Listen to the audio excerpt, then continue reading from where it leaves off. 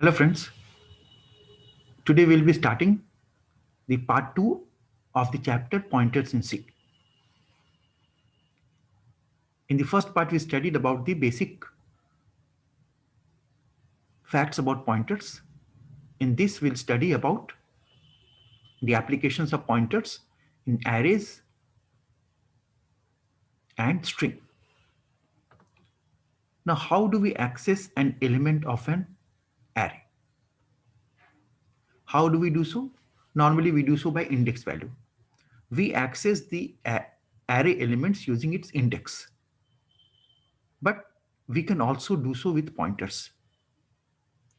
Accessing array elements with pointer has its added advantage. Let us study them. Here is a program before us.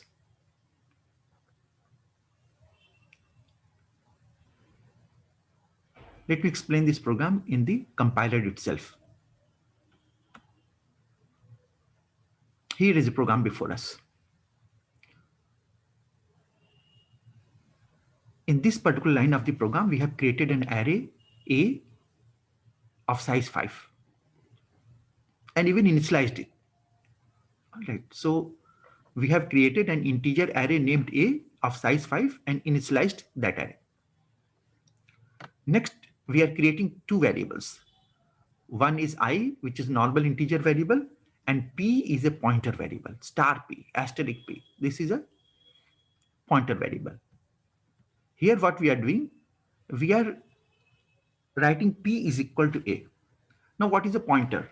Pointer, as we know, is a variable which can store the address of another variable. Now for address, what we require ampersand. Before a variable name, if we give the ampersand operator, which means the address of operator, then we get the address of the particular variable. But why is no ampersand mentioned here? Because what we have written is the name of the array. You see, the array named is A, and here we have written the name of the array. The name of the array denotes the base address of the array. So by writing A, we are providing the base address of the array. That means the address of the first element of the array. And that address we are storing in the pointer P. That address is being stored in pointer P. After that, what happens? Now let me first run this program so that I can explain both the output and the program side by side.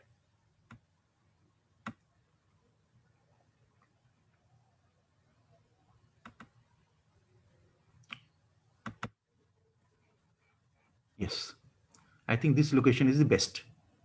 Now you see, printing the array elements using pointer, printing the array elements using pointer. All right. Here we have taken a loop. See this loop. For I is equal to 0, I less than 5. Why 0? Because we all know that array commences from 0.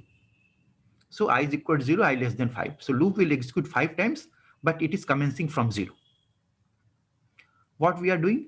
We are printing asterisk P. That means value at P. So what does P contains? P contains the base address of the array. That means the address of the first element of array. That means P now contains the address of 1. Now if we place the value at operator before P, we get the value of P, which is 1. You see, we haven't used the index of the array. Without using the index, we are printing the elements of the array. Now we are increasing the pointer, incrementing the pointer by 1. So if we increment a pointer, you see, when we increment a pointer, it doesn't increment by 1 byte. Instead, it doesn't increment by 1 byte. So it will go instead to the next element of the array. So next element of the array is 2. So what does P contains now? P now contains the address of the P variables. All right. It now contains the address of P variables. And when we print the value at that P, 2 gets printed. Likewise, for the other element, 3, 4, 5, rest of the elements are printed.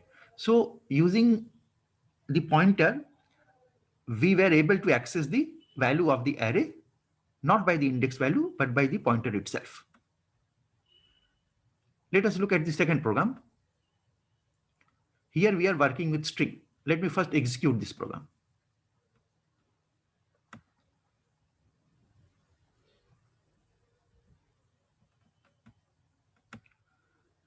You see what we have done? I have declared a character array str and initialize it to hello world. All right, str is a character array which has been initialized to hello world. Now, why haven't I mentioned the size of the array? Because if an array is initialized, its size becomes optional. All right, if the array is initialized, its size becomes optional. So there was no need to initialize the array. All right.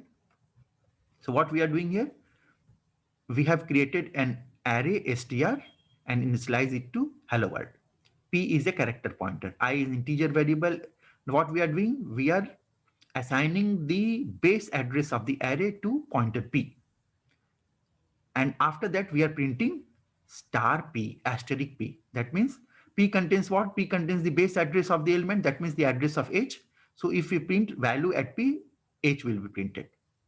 Now what we are doing, we are incrementing the value of P by 1. That means P now points to the address of E. Now P contains the address of E. So if we print it, what will happen? E will be printed. All right. Here we have printed two characters individually. Now we will try to print all the characters using loop. So again we are placing the base address in P, and in these lines what we are doing, we are executing a loop starting from 0 till the length of the line. strlen is a library function which finds the length of the string. strlen. str is the string. strlen will find the length of the string. So we are executing loop from 0 to less than the length of the string, and finally printing star P. That means first P contains the value of H, first element of the array, so H will be printed. Then the pointer P increments and points to the next element E. Star P, now it will print E. Again we are incrementing P to the next element, then L will be printed. Like this, what happens? The pointer is incrementing one by one and pointing to the next element of the string. And when we use the asterisk, its value gets printed. So if you run this program, you find that the hello world is being printed, but in the print statement, we have used /n. That means the new line character. Escape sequence, new line character we have used. So the things are printed not on a one line, but on each character is printed on a separate line. Now let us come back to the third program. Here what I have done, here I have created an array author. Now what type of array is this? You see, before array, an asterisk symbol has been used. All right. We could have done this program with 2D arrays, but instead what we have done, instead we have created an array of pointers and stored 3 elements in it. In author 0, we have stored the address of this name.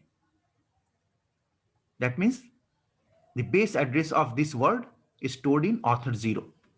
In author 1, the base address of this name is stored. In author 2, the base address of this name is stored. All right.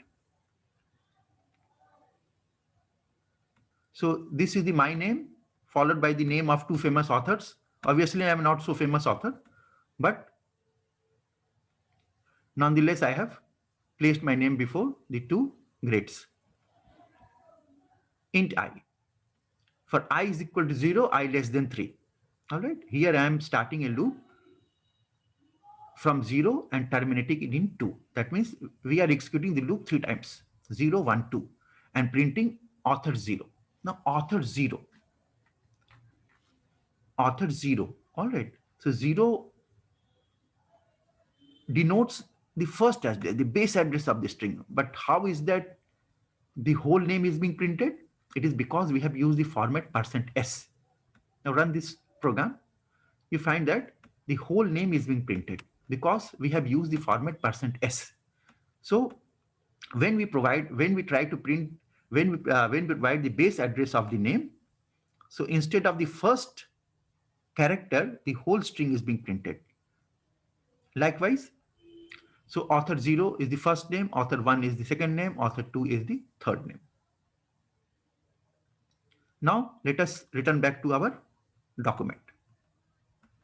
So this program I already explained. Pointers and string also explained using the second program. And the third programs I also explained. All right. Now let us discuss some advantages and disadvantages of pointer. Pointers are useful for accessing memory location. All right. With pointer, we can directly access the memory locations.